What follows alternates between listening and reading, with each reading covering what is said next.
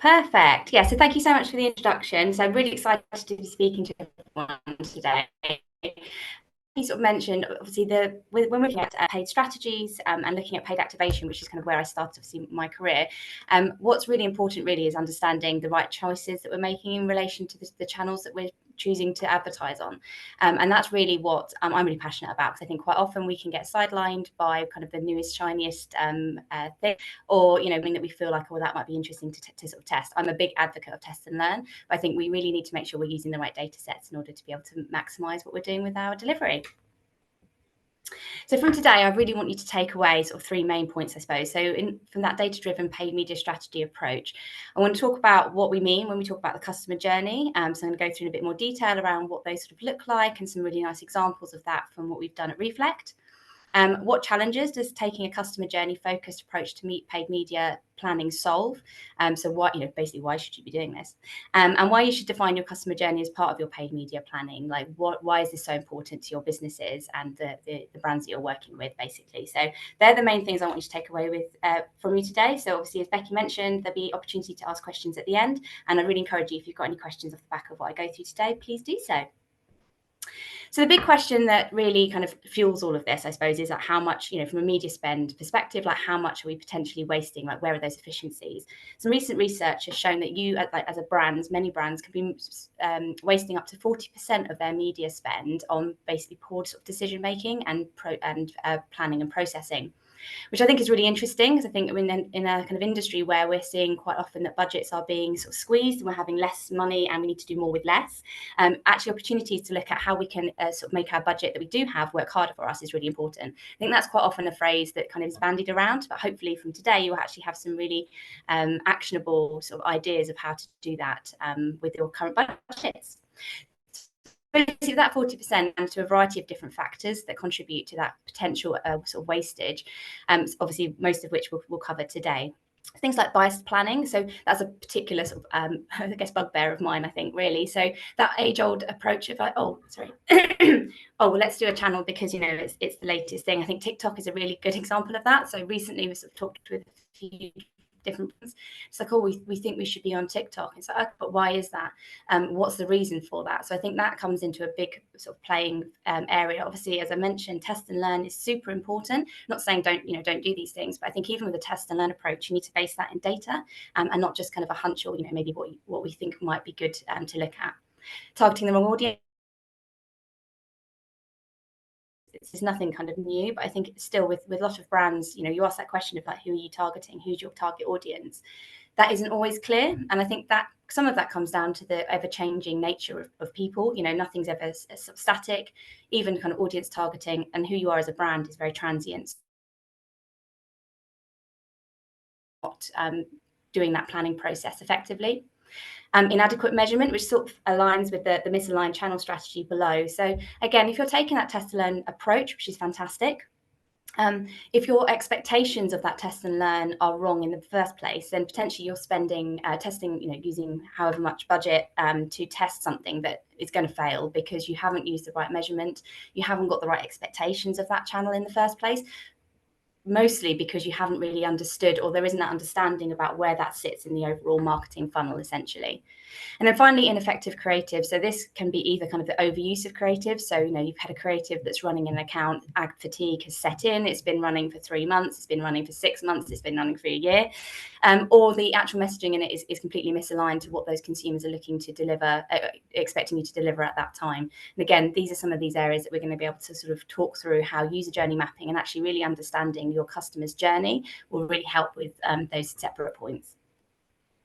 And in addition to our ever sort of tightening budgets, obviously the opportunity for us to reach our audiences is growing constantly. So new channels are coming into the mix, at all times, and it's very difficult for us as marketers to then be able to decide, okay, well, with our budget, which is a finite amount, where are we going to spend that budget? Where are we going to get the best return? And that oh, sorry. that doesn't necessarily just isn't just restricted to obviously sort of smaller brands where maybe your budgets are slightly tighter. I'd say that's across the board. We can't necessarily be present on all those channels because arguably, our budget doesn't stretch, but also the resources. So we need to be able to activate these channels effectively in order to deliver that right engagement for our customers. And if we're not doing that effectively because we've spread too thinly in terms of our time, our capacity, the creatives that we can generate, then ultimately we're setting ourselves up to fail. And obviously in part of that, that budget that we're losing in terms of that wasted media spend. And these channels don't even include the programmatic elements, which we haven't kind of touched on today, but that even widens that net even more so, and really does generate that question of like, well, where is it best that we should be spending our budgets? And we all understand the marketing funnel, so I'm not going to kind of go through this and that whole process that we all as consumers, we ourselves go through. But obviously, when we're looking at how to target people and what would deliver within our marketing strategy, this is the overall structure. Some people kind of make it circular. Whichever format we're doing, the essential is that movement from awareness, consideration, purchase to retention is the main theme. But we still find that brands are prioritizing those intent-driven channels of search. So that's where my heartland is. That's what I started with. And I'm not saying anything bad about search, but ultimately as a brand, you're not going to grow your business if all you're focusing is on search.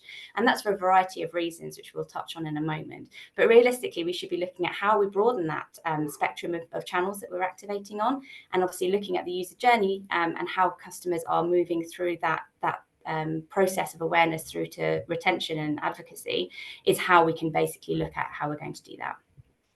So search has a really important role in our marketing strategies. But it can't deliver on all the requirements that consumers are expecting. And I'm going to give you some good examples as to why. So we have, as consumers, the kind of two main areas of what backs up our kind of thought processes, which can be either emotive, which we're looking at here. So people choose a brand for a variety of different reasons, and obviously those reasons will relate to that particular audience, what they're looking to achieve, what their history is, and what they've engaged with previously. But what I thought was really interesting is I've got some nice stats here from a variety of sources that show that from an emotive perspective, 76% of people will buy from a brand when a competitor, they feel really connected to that brand. 71% of people want the brand to understand their needs, and obviously relevancy and personalization really fits in there. 90% state that authenticity in their brand is really important part of their decision making when they're looking at which brands to engage with. Now, arguably, you can relate some of that emotion over in a search text ad, but my opinion is that you can only go so far with that. And ultimately, in order to really get that connection with your audience, make sure that you convey that understanding of what they're looking for and that authenticity, you need to be looking at different channels other than search in order to be able to do that. But on the other hand, rationale consideration obviously does then come into it as well. So people don't just go on the kind of warm and fuzzy reasons as to why they choose a brand. There's obviously a lot of rational reasons why people will ultimately make a decision in terms of that purchase or that engagement with the brand.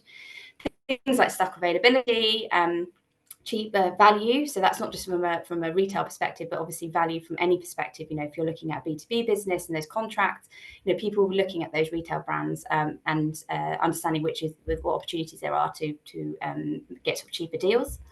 And then from a 66% people read returns policy before purchasing, which actually for myself recently during Black Friday, I've been in search for a washable rug. Very exciting. That's at that point in my life where washable rugs are what I'm looking for. And I found a really great brand. Loved the designs. Really, really thought that was exactly what I wanted. The slight challenges I had was around kind of what does it, how big realistically is it in my house? Will it suit the room I'm looking to put it into? What's the tread like? Will it fit in my washing machine? All these questions. So I looked at the returns policy. So it's like, okay, fine. Well, if I don't like it or it doesn't work for the space I've got, then how easy is it for me to return that? Looking through that policy, it was like actually I needed to pay a return fee, like a processing fee. And then in addition to that, I had to return the item myself through whichever methodology I needed to. From my personal perspective, given the size of the item, the weight of the item, the cost of the item already, I just didn't feel that was something that I could realistically sort of do, and that I felt comfortable having to of doing that return on my own. And as a result, I decided not to go down that route. So something that was like a £300 purchase for a new rug, actually I decided I'll wait for the time being and see what other opportunities there are out there. So it's a really nice example. And again, we're obviously leading from our own experiences of why, all those elements really do come into account when we're looking at what brands we're going to engage with.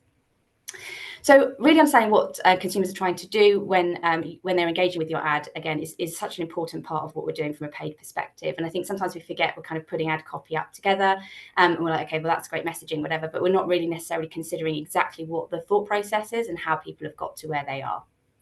So understanding that role of paid media really is what we can do in order to effectively deliver on a variety of different areas. So that's delivering to the right person at the right time with the right message and to provide them with the right solution to the problem, challenge, question that they've got. So understanding that right person. So this is obviously understanding who your audience are. And that's not just your existing audiences, but that's looking at your growth audiences, who are your brand advocates, like what traits do they show, your brand switchers, those people that potentially are going to prepare to switch from your own brand, but also from other brands to yourself.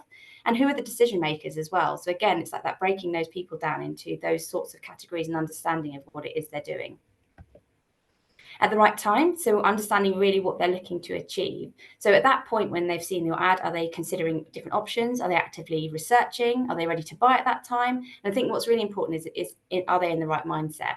So a nice example of that is when we're looking at maybe B2B businesses and like deciding whether we should be on Meta. So obviously the reach for Meta is substantial and arguably quite a little bit cheaper in terms of CPCs versus the likes of LinkedIn. There are some targeting options you have with Meta, although arguably not as robust as you get on other channels. The question then is, so as a B2B business, is Meta a suitable channel for me to be advertising on? And the question there is actually, are your consumers in the right mindset when you're then going to be showing them an ad on Meta? Now, if you're showing them an ad on Meta at 10 o'clock at night, chances are they're probably not interested in engaging with the brand at that point because they're at home, they're sat in bed, they're sat in front of the telly, whatever they're doing. They're not necessarily in the right mindset. However, Meta during the day, potentially when they're maybe at work, it's a slightly different scenario. So again, it's a really good example of where just deciding like a channel based purely on the fact of like, are we in or are we out, actually is like, we're in, but at these certain times. And that planning, again, will come into that. And with the right message, again, what do we know what they want to hear? So this will vary depending, again, on their position in the purchase journey and which audiences we're engaging with. So are they interested in the range of products you've got available? Is it the price? Is it the service? Is it the value that you're going to provide them? Is it the speed that they can achieve, getting that embedded or order something? Again, that will vary substantially depending on the audience and their point in time in that journey, as we'll look at in a moment. And finally, providing them with a solution. So again, like we recognise how we can fulfil their need, and we're then providing them with a landing page to solve that question or answer that question. And that can be in the format of information, recommendations, reviews, or it could be products for them to purchase. Again, really understanding what are they trying to achieve at that point will help us to decide which are the best landing pages for us to be directing our traffic to. And we do this whole approach in order to kind of using combination of behavioural science and then user journey mapping. And that sort of two-pronged approach really enables us to identify those real sweet spots in terms of where we should be targeting our consumers, what messages we're delivering and what formats. So I'm not going to touch too much on the behavioural science element today. There's loads of great content on our website, and obviously you can get in touch with us to cover that in more detail. But just as a quick sort of sweep, so the behavioural science element really gives us the ability to understand what message we should be leading with, what language we should utilise, what tone of voice we want to be employing, what nudges we need to engage with and use in our ad copy throughout the journey as well. In addition to that, then the user journey mapping provides us that idea of where the customers are, what channels are they engaging with, what are they doing at those different points, what interactions have they had previously, what could they be going on to do next, and what content we should be providing them to sort of help them along in that journey. And so fundamentally, user journey mapping, in my opinion, is the foundation of good media planning. And I think user journey mapping is something that has become more common and more aware of within the industry. But ultimately, this is how we should be looking at making sure that we're making the right decisions from a planning perspective when we have so many different variables at our fingertips. And ultimately, if we're looking at that audience-led approach, again, this is really how we start that process off. So ultimately, user journey mapping is a visualization of a customer's objectives, touch points, push points, priorities, and pain points. And these will occur at different stages through the journey. And at those different points, there are different needs that we need to fulfill for them. And user journey mapping can play a role in two ways. So it can support with driving relevant traffic to the site through the audience targeting, messaging, creative, which hopefully you've kind of got the idea of already, but also from defining the expectations on site. So as paid media sort of practitioners, quite often we're then challenged with, we've got this great performance, but the conversion rate on the site isn't quite good enough. Now, as long as we're targeting the right consumers with the right message, sending them to the right landing page, whether they convert on that page actually isn't necessarily something that we can directly control. That's where we hand over to that kind of the CRO specialists, and also kind of from web dev perspective as well. But that user journey mapping really helps us to be able to give that information as to this is what changes we need on site in order to improve that rate. And this is why, because we're looking at this whole consumer who's come through all these different touch points, this is what they're expecting to have at that point. So it enables us to look at that content, usability, personalization, and then navigation on the site as well. So what is user journey mapping essentially? So I'm going to just give you a bit of an overview, a walkthrough essentially of kind of a general process. So it starts, as you might have guessed, with understanding your audience. So here at Reflect, we use a variety of different data sources in order to really profile the audiences that we're looking to target and relate back to the brands that we work with. So that includes a variety of different things. So desk research, CRM analysis from your own data is a really nice combination of those external data points that we can gain first, plus your own data points internally as well. Things like social listening, kind of using a variety of different platforms in order to understand what's going on from a sentiment perspective, trends, what people are talking about, what's important to them, surveys, workshops. So workshops with their clients. I think that's in terms of both the brand, so marketeers within a brand, but also the consumers as well directly, to really get an understanding of what it's like to be them, and also kind of that visualizing that journey and actually kind of following them through. And there's so much more obviously that also can kind of encompasses that process, but just to give you a view of the complexity that essentially you can end up with in order to create those digital personas, and then ultimately use those for that user journey mapping in order to deliver a really solid digital strategy based in data. So I'm going to talk you through somebody's sort of journey, just to give you a bit of an idea of the different areas that we would touch and the processes that we would typically go through. So this is Sophia. She is between 35 and 45 and has a budget of up to £200 on a variety of different social channels. But the main points, which I think quite often we lose when we look at personas that clients give us, are the triggers and the motivations. So, why is it this person's doing the activity that they're doing? What's motivating them? What are the reasons behind their decision to make that search or that engagement with the brand? And for her, it's her Christmas party's coming up. She started a new job, and it's her first sort of big social.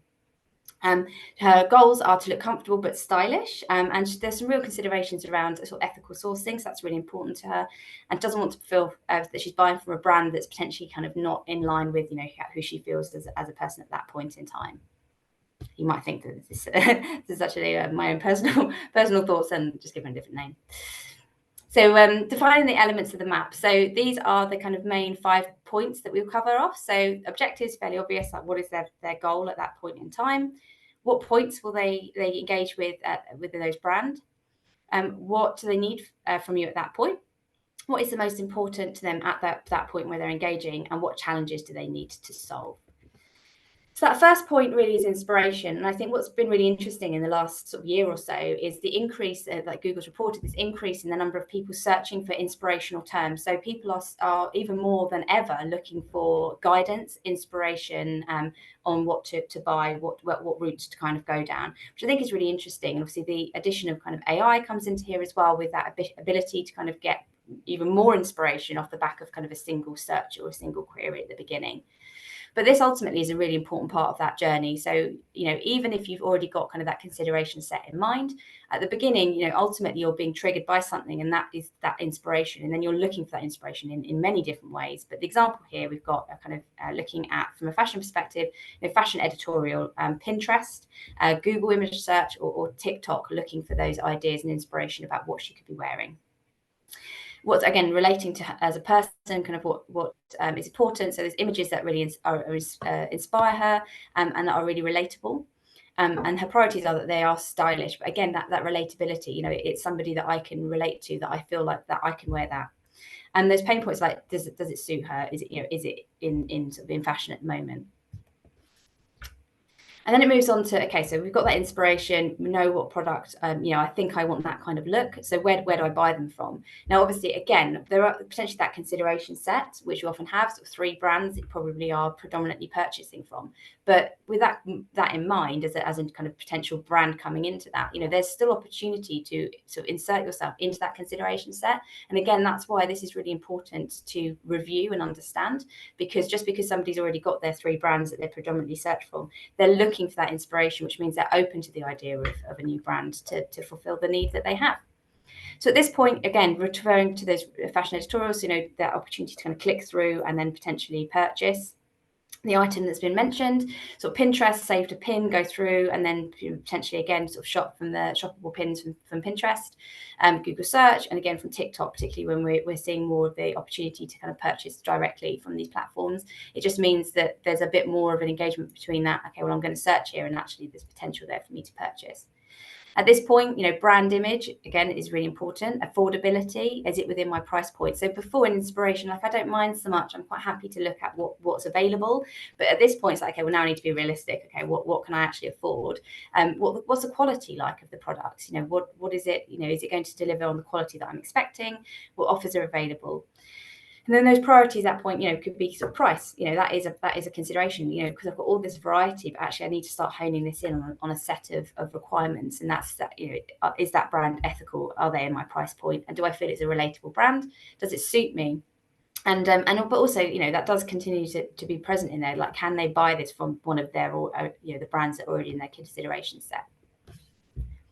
And then that intent, so they've identified which brands they could purchase from. So obviously they could go directly to those brands as direct traffic, but ultimately there's still that opportunity for them to be doing that searching across different channels, and again those channels that they engage with regularly.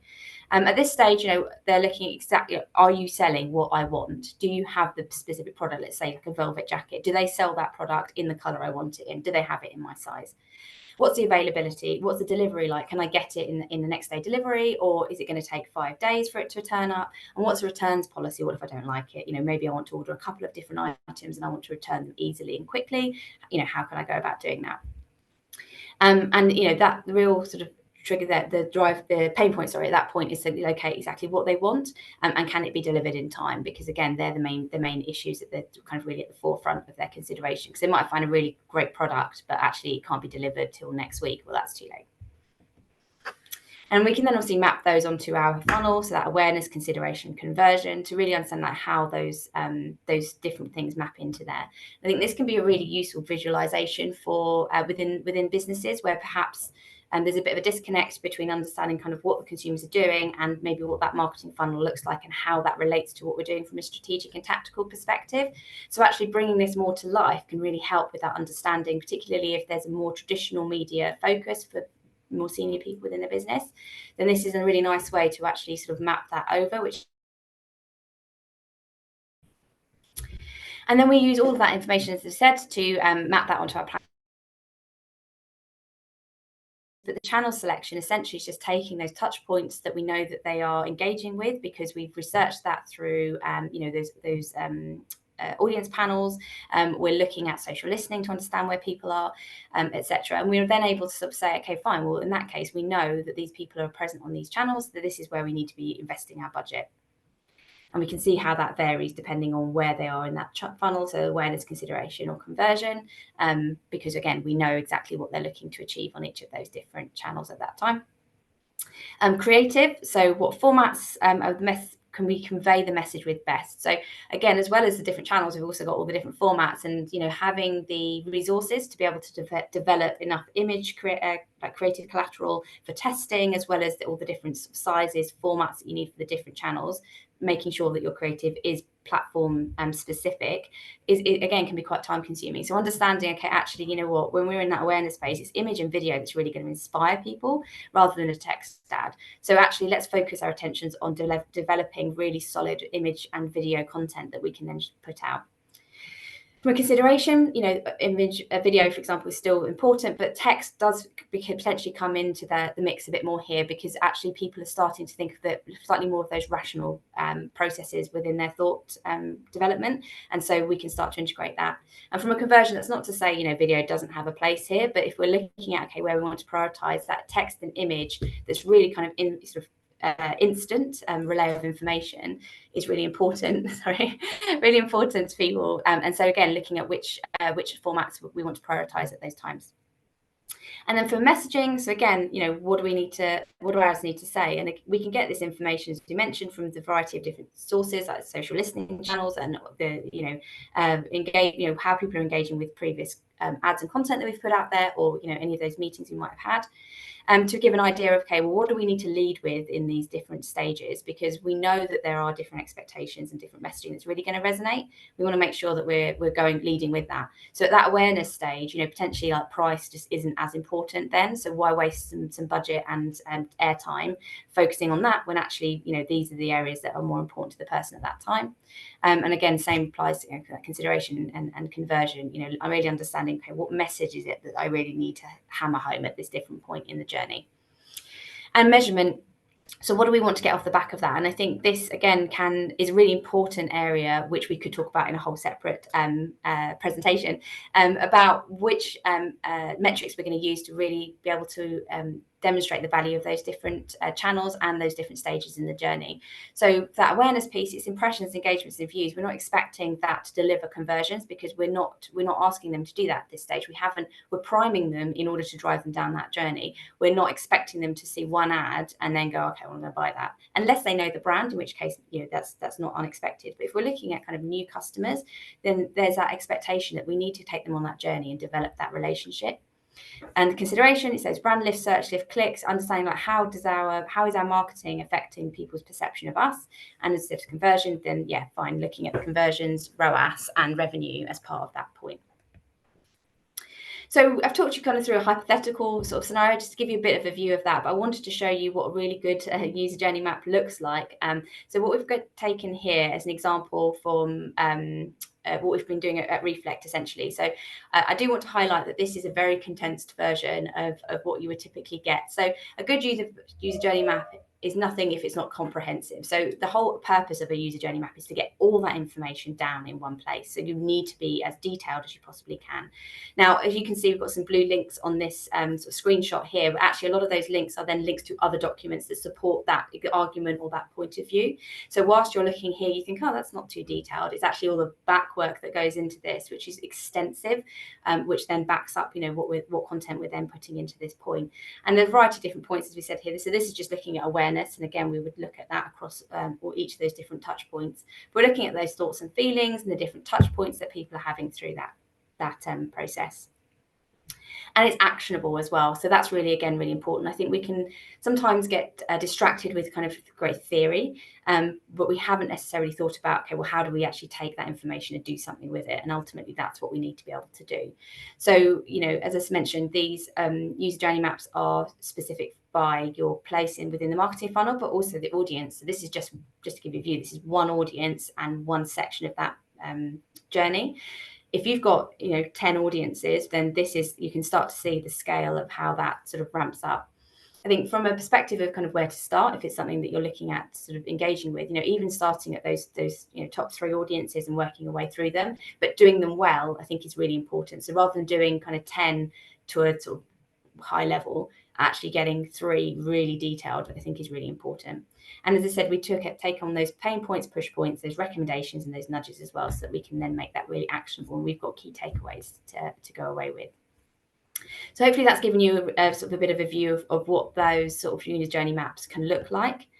So now I want to give you kind of more of those takeaway points that you can actually go away and start to change your approach to paid media planning.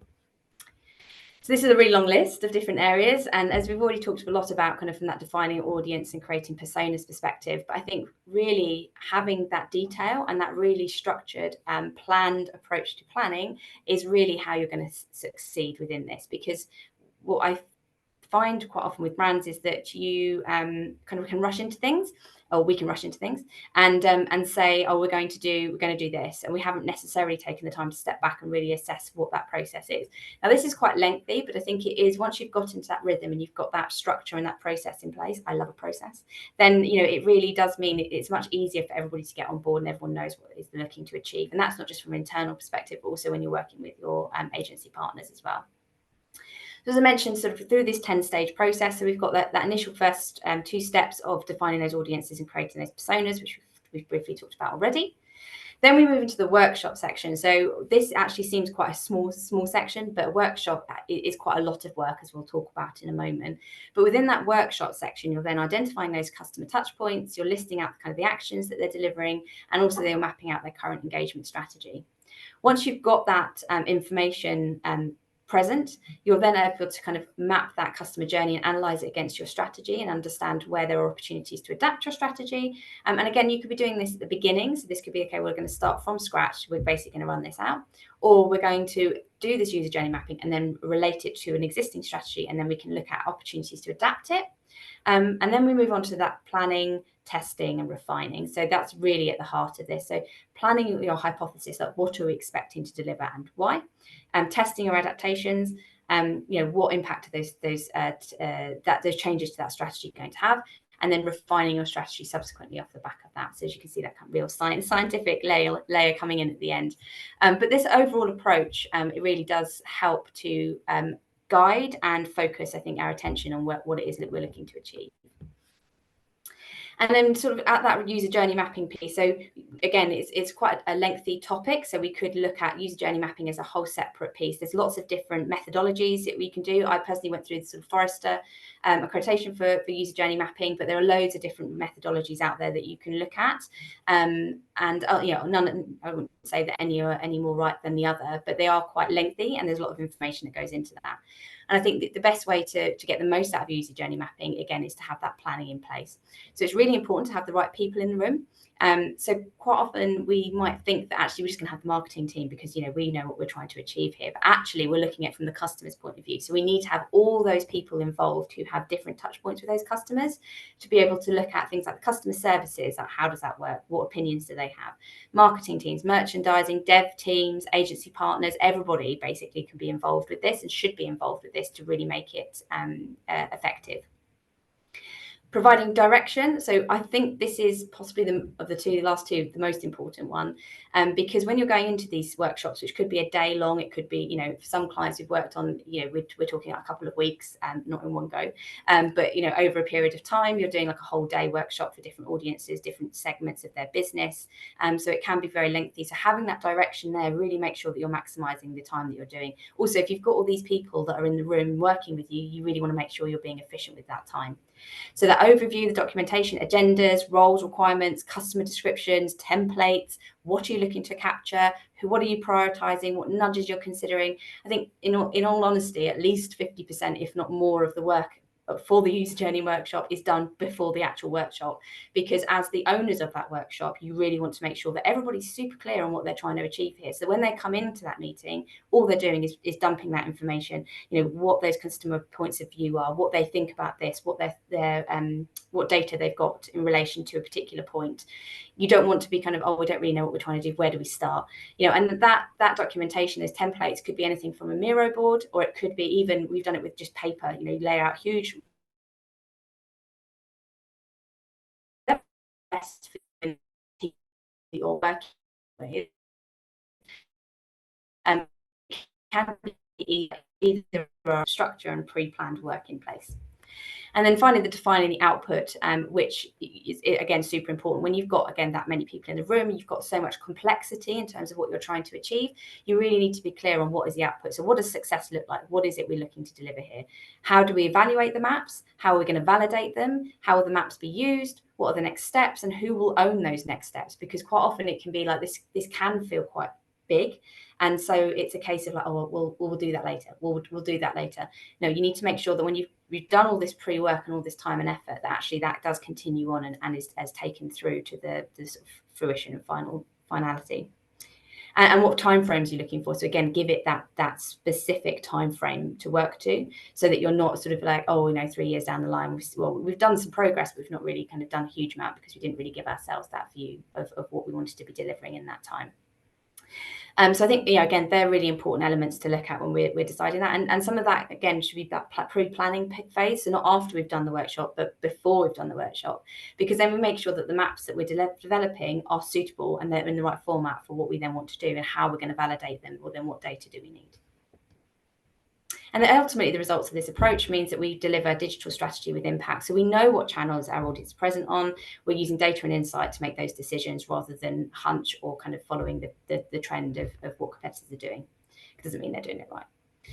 Using the right channels to engage with audiences based on their expectations. So your strategy aligns with the channel's purpose and also the engagement that people do with those channels. And you know what message you need to lead with based on their needs. You're maximizing the value at each of those touch points. You've paid for that impression or that click. So make sure that you're getting the most out of it. And you're really giving the consumer that impactful experience when they're engaging with your brand. So that's loads of information that I've given you, and obviously some of that is kind of longer term planning processes, but there are loads that you can still do, like today, right after this or this week. So starting with reviewing your personas. So do they provide the right information for targeting purposes? Do the personas that you have give you the right indication of their motivation, their nudges, their channels that they're going to be engaging with? Defining what your current channel mix is and the reasons behind that. So ask yourself, challenge those decisions. Why is it we chose these channels? Have we got the data to back this up? Actually, is this the right approach? And then finally, enthuse everybody. So user journey mapping and the whole process of media planning is a very complicated process, requires a lot of different levers and lots of different involvement. Really, in order to get the best from that as a business, it's not going to live with just one person. It needs to be something that as a collective, you're all on board with. So really getting that enthusiasm and excitement around kind of how this process can work will just mean that you've got a group of people you can rely on in order to push this forward. So, if nothing else, get people involved and excited about what you're looking to deliver, because user journey mapping, obviously, as well as just from a paid perspective, has a huge wealth of value for businesses overall. And that's it from me. So thank you so much for listening, and hopefully you've got some questions that people might want to be asking off the back of that.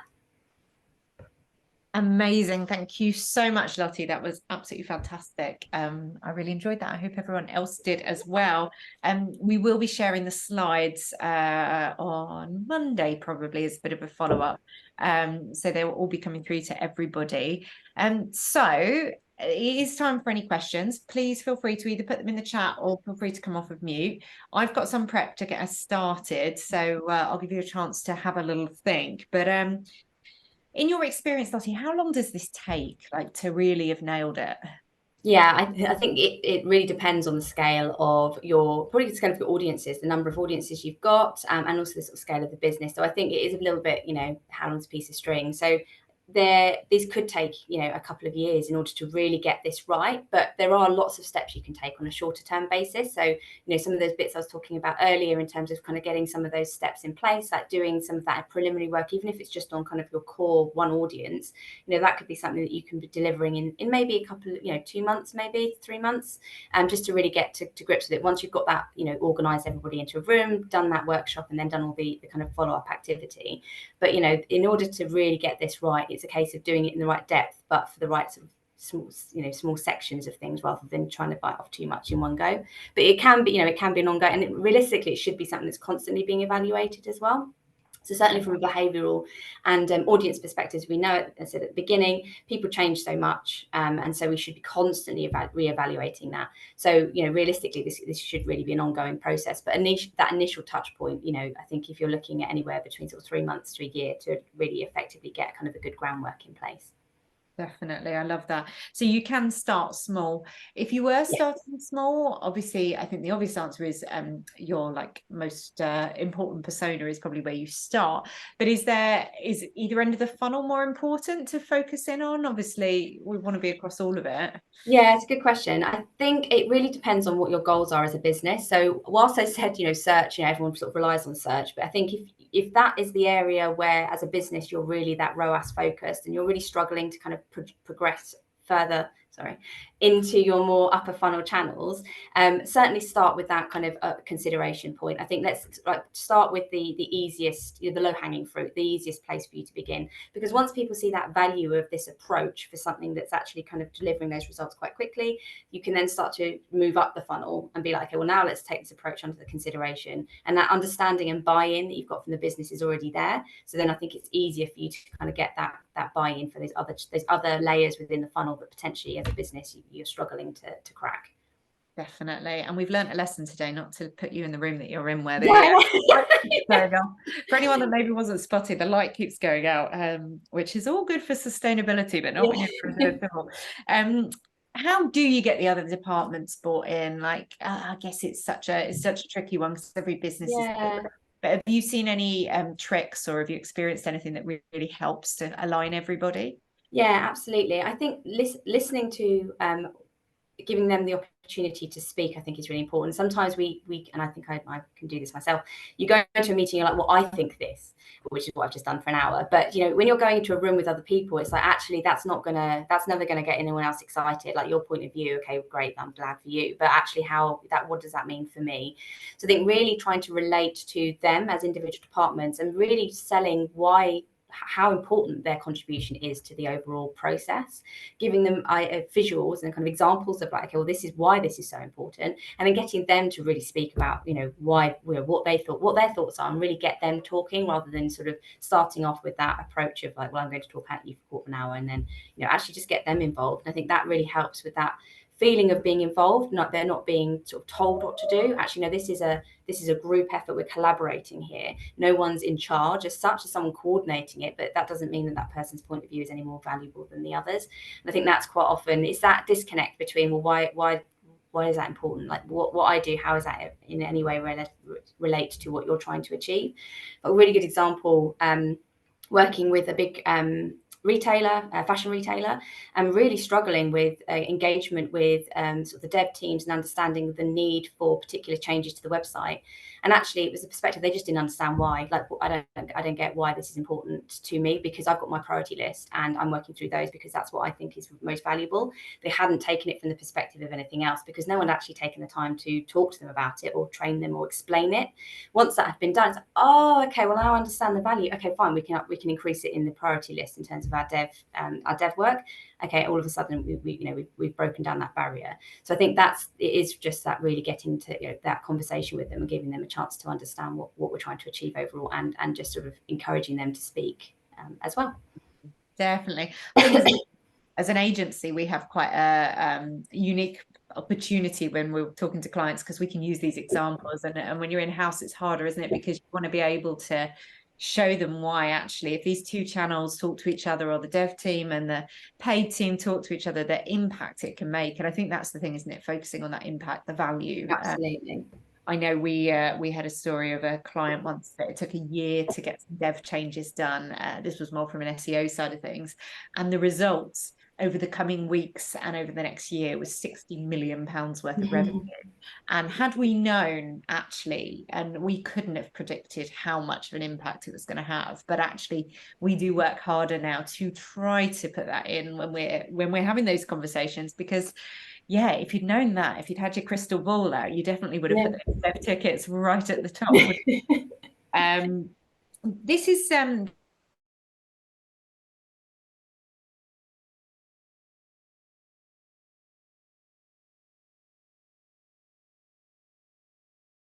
paid channels that are either more kind of misunderstood or misused, or that just brands tend to not be fulfilling the potential of the channel. Absolutely. I think, funnily enough, quite more often than not, it is your social and basically any channels beyond search. I think social, I mean, recently I'd worked with quite a few brands that we're turning social off because it doesn't work. So, well, it does work. It's just how you're then measuring that and how you're looking at that journey and like those touch points. So I think it's quite often, it's weird because you kind of get those two camps, if you like, one of which where brands totally get social, like whilst it doesn't deliver that, and that's fine, and they're really open to that. And then it's the other half, they'll test it, but actually it doesn't deliver on a last click model, or it's not delivering ROAS return that we need it to, therefore it's disregarded. But I think, again, that's where this process of really helping the wider business understand that that's not its job. Its job is to help with that consideration awareness. People are looking for inspiration, they're looking for this, that, and the other. They're not looking to buy at that point in time. So I think social, quite often, it is kind of a mix of the two. But again, sort of programmatic, video, VOD, any of these sort of channels, again, it's that understanding of like, it's weird because with TV, it's okay, we don't mind spending on TV. We're going to spend millions of pounds on TV advertising, but the measurement we're going to have through there is arguably not as robust as you would get from digital. But when you're coming to sort of VOD or any of your YouTube or video through programmatic, you still have those challenges again, and that's why really making it that clear what people are trying to do for those channels can really help with educating the business as to what to expect from that marketing. That marketing approach and why it's so important as part of that strategy. Definitely. I think we have made our own lives harder, haven't we, in digital? The amount of things that we can track, and then yes, everyone wants to see the ROI or the ROAS on everything, and it's absolutely. like, well, so that management of expectations. And I think from that customer journey, that's something that I often see missed off of a customer journey of, because we know these things, what does that mean we should measure? Because I always kind of say it's that like, your customers do the hard work if you listen to them. They tell you where your strategy should be. They tell you what channels you should be on. And they also tell you what they're trying to do. And it's that you should be measuring. Because if you're sitting there measuring, well, I want to see the ROI here on this lovely awareness piece, that's not what the customer's trying to do at that point. They're not ready. So you're never going to see it. And if that's internally what the stakeholders are expecting, then you're going to end up losing budget or being told to turn something off, which actually is fueling a funnel and is really important. So no, I love that. Does anyone have any questions? No? No, that's awesome. But I mean, I've loved it. I think everyone else, there's some great comments coming through that people have really enjoyed it, which is brilliant. For us running these events, it's so important that we get feedback, because we love to know what you thought, what you thought of your brunch box, any ideas you've got for future topics. Obviously, we're planning 2024 at the moment. So Erin has put a feedback form in the chat. Now, I would love it. We will send you this on email, but I would love it if you filled it in now, because we all know best intentions, we leave and say, well, we'll fill that in later, and we never do. So we're giving you time now to fill it in. I'm going to put some cheesy lift music on. If you've been before, this happens all the time, so that you can fill that in. But we would love your feedback, because that just helps us improve these and make sure you're getting what you want from these events. But a massive thank you to Lottie. That was wonderful. To Erin and the team for putting this together.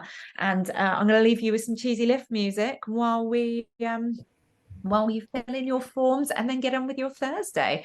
Have a wonderful Christmas, everyone. That feels weird saying that.